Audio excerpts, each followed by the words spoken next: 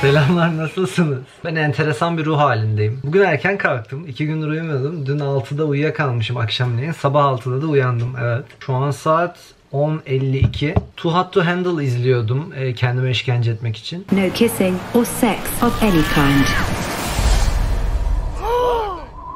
Oh shit. Tam o sırada bir aydınlanma yaşadım. Doruk, sen öğrencisin. Senin işin öğrenmek. Ama bunu çok uzun süredir yapmıyorsun. Bugün bunu değiştirmeye kararlıyım. Ama önce kahvaltı yapmam lazım. Şimdi benim Zoom dersim yok. Bu iyi bir şey mi kötü bir şey mi bilmiyorum. Bildiğim tek şey fizik ve kalkülüs için haftalardır video yüklendi ve benim hiçbirini izlemediğim.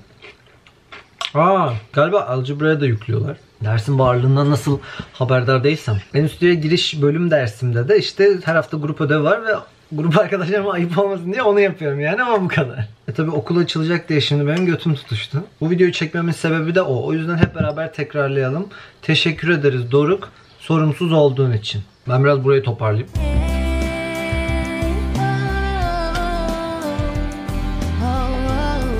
Düşündüğümden çok daha derin bir bataklıktaymışım. Şöyle özetleyeyim. Kalkülüs dersimin an itibariyle 24 tane lecture videosu var. 14 tane de soru çözüm videosu var. Bunlar okul kapandıktan sonraki konular için. Öncesinde de bir 3 ünite işlenmişti diye hatırlıyorum. Hiç mutlu değilim şu an. Lineere mi başlasam o zaman? Matris, determinant falan. Kendime bir kahve yapayım.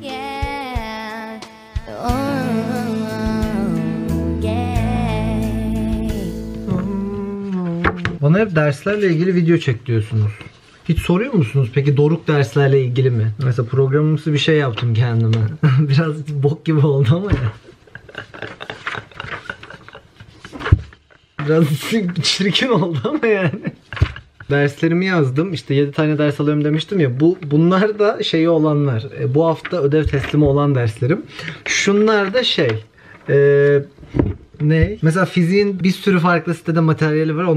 Onları yazdım. Buna ne kadar uyarım bilmiyorum ama sizi güncellerim. Eminim çok da umrunuzdadır gerçekten. Sosyal medya linklerim açıklama kısmında. O zaman ben bir başlayayım. Bakalım ne olacak. Saat şu an 11:30. Sizinle artık gün içinde görüşürüz herhalde. Evet, birazcık işe yaradım. Güzel oldu, özlemişim. Çok sıkıldım, o yüzden biraz yorum okuyacağım. Hazır mısınız? Değil misiniz? Son yüklediğim videoyu çok sevdiniz. Bu Aşk 101'in 1. bölümünü izleyip yorumladığım video. İkincisinin gelmesini çok istiyorsunuz. Bayağı mutlu oldum. Ama yani bunu YouTube beni hapse atmadan nasıl çözebiliriz bilmiyorum gerçekten. Onu hallettiğim anda gelecek ama emin olun. Bu tarz videolar güzel oluyor. Çok güldüm. Dizi seninle daha güzel. İkincisi hemen gelsin. Lütfen devam et falan. Ya canlarım. Hemen kalp atayım. Video mental breakdown kokuyor. Mental breakdown artık benim doğal kokum oldu. Yani tenimden çıkıyor böyle. Bütün koridor mental breakdown kokuyor. Bir tane site varmış, makaleyi kopyala yapıştır yapıyorsun, makaleyi değiştirip sana haber veriyor, haberiniz olsun. Arkadaşlar böyle bir şey kesinlikle yapmayın. Türkçe'de ne kadar işe yarıyor bilmiyorum da İngilizce'de kesinlikle işe yaramaz yani. Hani özellikle ödevlerinizi Turnitin'e yüklüyorsanız zaten direkt fark ediyor o tarz şeyler. Bir de İngilizce için konuşayım. Bize çoğu zaman öğretiyorlar sadece. İşte bir tane site var mesela, Tasurus diye. Oraya gidiyorsun, kelimeyi yazıyorsun, kelimenin eş anlamlısını sana veriyor. Sadece o kelimenin eş anlamlısını değiştirmekle olmuyor ama paraphrase dediğimiz şey. Burada gidip hani paraphrase nasıl yapılır anlatmayacağım tabii ki de. Ama hani siteye kopyaladım, işte kelimeleri değiştirdi falan gibi şeyler fark edilir. Fark edilmese de dediğim gibi çok anlamsız olacaktır. Yani yapmayın. Kampüsü gezelim diyorsunuz. Bence de gezelim. Şu an aşırı yağmurlu da, bir de hafta sonu tabii ki. Hafta içi bir gün gezelim. Koronanın 2 iyi yanı var. Biri doğanın kendini toparlaması, 2 Doruk'un düzenli video atması.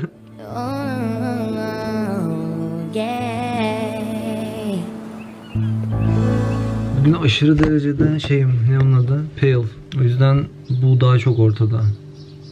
Evet. Cebir dersimde konulara, sınıfta işlenen konulara biraz yetiştim gibi. Az kaldı. Not çıkarttım.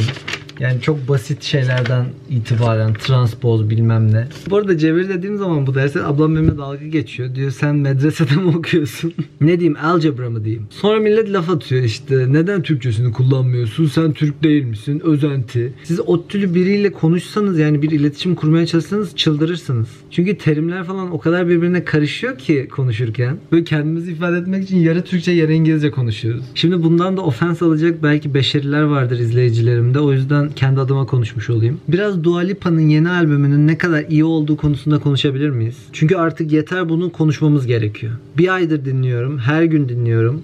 Daha da dinleyeceğim. Bıkmadım. Bıkmayacağım da. Levitating. Pretty Please. Cool. Boys Will Be Boys.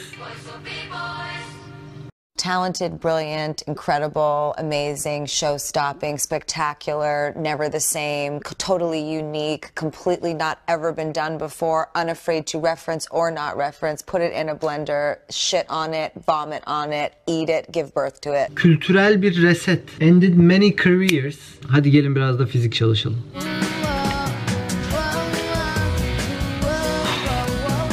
Sizi, annemi, babamı büyük ihtimalle, akrabalarımı, arkadaşlarımı, kendimi hayal kırıklığına uğrattığımın farkındayım. Bu son zamanlarda çok sık olmaya başladı ama fizik çalışmadım. Yani yapacak bir şey yok gerçekten. Mühendis dostlarım beni anlayacaktır. Ya işte aslında anlamıyorum da değil de belli bir süreden sonra çalışamıyorum. Olmuyor. Gerçekten bu nasıl bir video, Allah kahretsin. Panama bir şeyler astım. Bu zaten az önce gördüğünüz şey. Bu da YouTube'la alakalı ama görmeyin şimdilik. İlerideki projelerim var.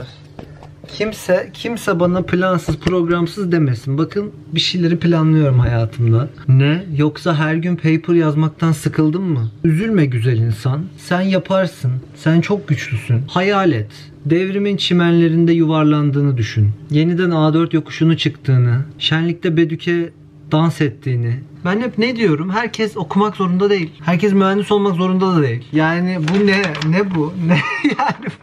Yeter artık, yeter. Üstelik hemen çalışma masamın yanında bana ilham vermesi için böyle güzel güzel yazılar var. Şimdi size göstereceğim umarım. Bak şimdi bak, bunlar nereden çıktı biliyor musunuz? Şunlar. Ablam bana 20. işte doğum günümde bu şans kurabiyelerinden almıştı. İşte 10'lu mu 15'li mi? Neyse bunların hepsinin içinden de bunlar şeylerden çıkıyor. Kargoyla yollamış. Çok mükemmel bir düşünce. Abla seni çok seviyorum. Böyle inanılmaz manevi şeyler yazıyor. Mesela bu hayatta biriktirdiğim pek çok dost ve güzellik var. Çok şanslısın. Gülünce çok genç görünüyorsun. Hep gül. Bu hayatta biriktirdiğim pek çok dost... Bu aynısı.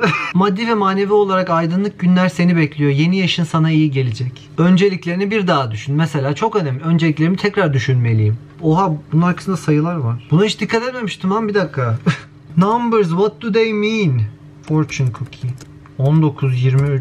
Siz biliyorsanız yorumlara bırakır mısınız?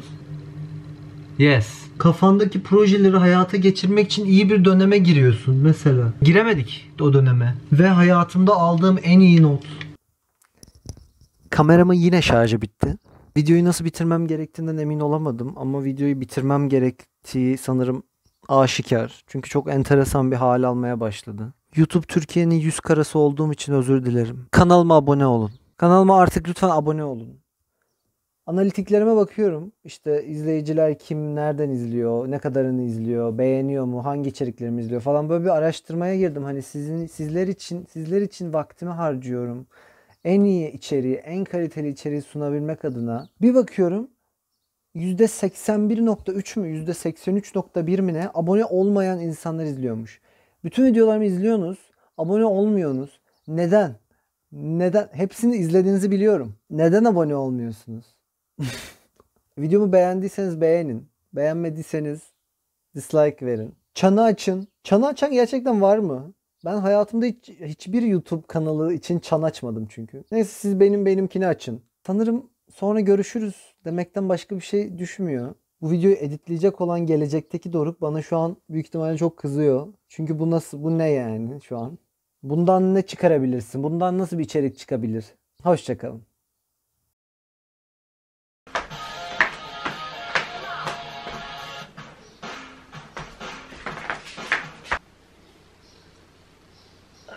Şöyle mi yapsam?